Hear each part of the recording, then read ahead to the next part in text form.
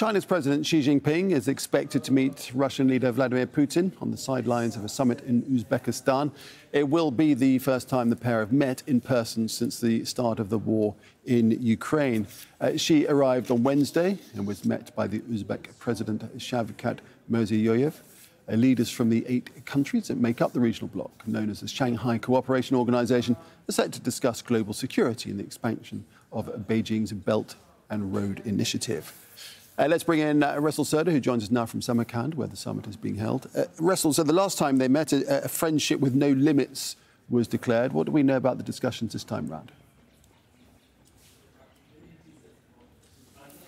Well, today there will be the bilateral meetings here, but the most important one seems to be the meeting that's going to take place between the Russian President Vladimir Putin and the Chinese leader Xi Jinping. So here it seems that Ukraine war is overshadowing this summit, and during the meeting between these two leaders, Putin is going to ask like a solid support from China, particularly regarding its war in Ukraine. Because so far, China, based on the experts that are telling me, China has not been providing the support that Russia was seeking for. But besides the support, demand for the support in the war in Ukraine, Russia also wants to increase the export of the gas and oil to China. However, China is quite cautious here. And yesterday, Xi Jinping was in Kazakhstan, and note that Kazakhstan is the second largest gas exporter to China, and China wants to increase that gas from Kazakhstan to reduce its dependence to a certain extent with Russia, and also to have more alternatives in that case. So Ukraine and definitely the energy deal between these two countries are going to be on the top of the agenda. And Russell, what about the summit itself? What are the broader aims?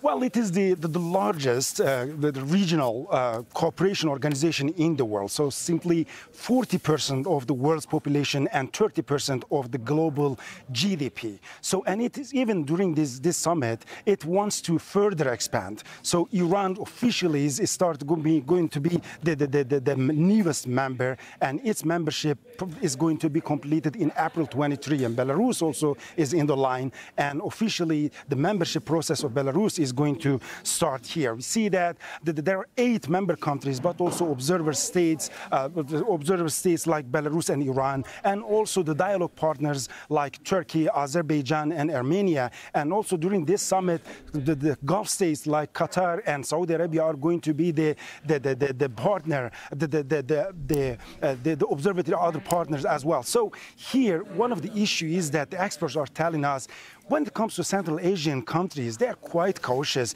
They do not want to be turned into vassal states of Russia and China. However, they, on the other hand, want to keep their good relationship, and they do not want to make this summit look like an anti-Western alliance as well. So here, one of the interesting things that happened, just the president of the country, Uzbekistan, Shavkat Mirziyoyev, went to the airport to welcome Xi Jinping. However, he didn't go to the airport to welcome President Putin of Russia. And experts here are saying that this is actually the general preferences of the Central Asian countries. So the summit definitely is holding the world leaders of this part of the world. On the other hand, they are very much cautious not to look like an anti-Western alliance.